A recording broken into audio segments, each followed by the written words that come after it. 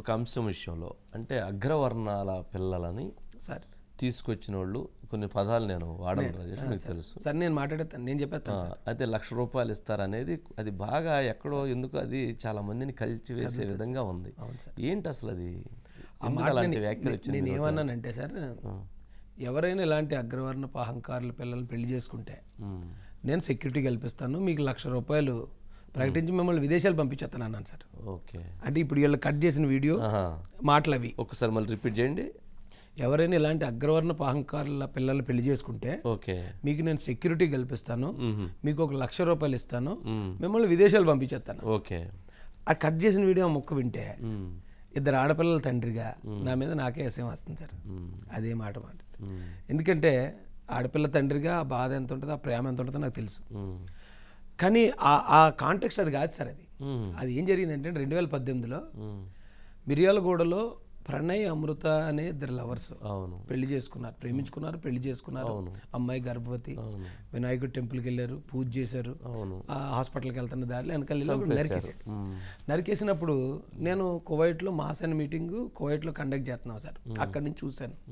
ఏంటి కారణం అంటే క్యాస్ట్ ఫీలింగ్ వల్ల వాళ్ళ తండ్రి చంపించేసాడంట అన్నారు. నాకు బాధ అనిపించింది, ఎందుకంటే చనిపోయిన కుర్రోడు నేను ఆ కులస్తుండే.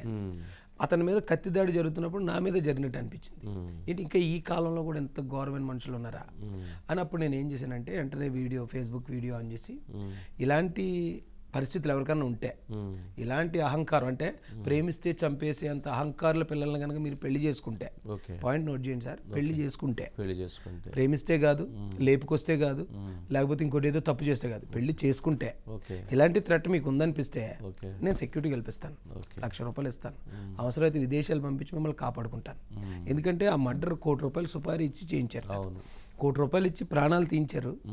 ఆ విషయం మరుగున పడిపోయింది సార్. ఆయన చనిపోయాడు పాపం. అప్పుడు నేను బాధపడ్డాను సార్ ఆయన చనిపోయినప్పుడు కూడా. ఇప్పుడు ఒక ఆడపిల్ల తండ్రిగా ఆలోచిస్తే ఆ సమయానికి ఏమో ఒకవేళ ఆ పరిస్థితి నాకు వస్తే నేను కూడా మారుతిరావు గారిలా చేస్తానా చేయనా తర్వాత విషయం సార్. అది ఆయన చనిపోయినప్పుడు కూడా బాధపడ్డాను నేను. అయితే అంత మంచి కుటుంబం అలాగే ఇదైంది. అయితే ఆ టాపిక్ మనం డిబేట్ అయిపోతున్నాం సార్. అయితే ఈ చంపించటం ఇది అనేది మరుగున పడిపోయింది సార్.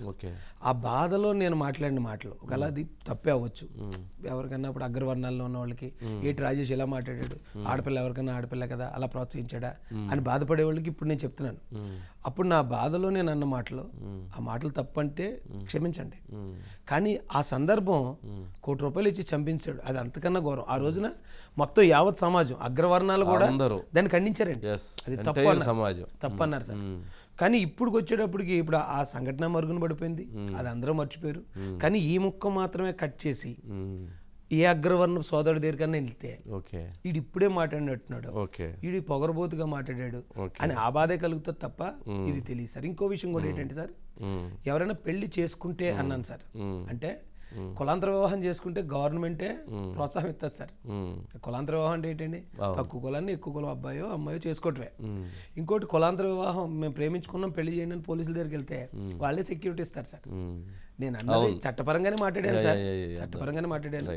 కానీ ఖచ్చితంగా ప్రతిదానికి అంటే ఆ రోజు జరిగినటువంటిది అమృత విషయంలో జరిగినటువంటి అంశం కళ్ళ ముందు గొడ్డలు పెట్టి నరుకుతా ఉంటే హాస్పిటల్కి పోయి వస్తున్నప్పుడు జరిగిన సంఘటన, ఆ నరికినప్పుడు అతను పడిపోయినప్పుడు అమ్మాయి వచ్చి ఏడవటం, తర్వాత జరిగినటువంటిది శ్రోధపడి పెద్ద అదంతా కూడా ఎంటైర్ సమాజం బాధపడింది, ఇది చాలా ఘోషించింది సార్. ఆ టైంలో మీరు దానికి రెస్పాండ్ అయిన వీడియోకి దానికి ఇప్పుడు ఈ కట్టింగ్లు చేసేసి దాన్ని ఈ రకంగా తీసుకొచ్చినటువంటి అంశం ఇప్పుడు వాడాలనే ఆలోచన ఎంత క్రిమినల్ మైండ్ అయితే జగన్కి వస్తుంది ఆలోచించండి సార్.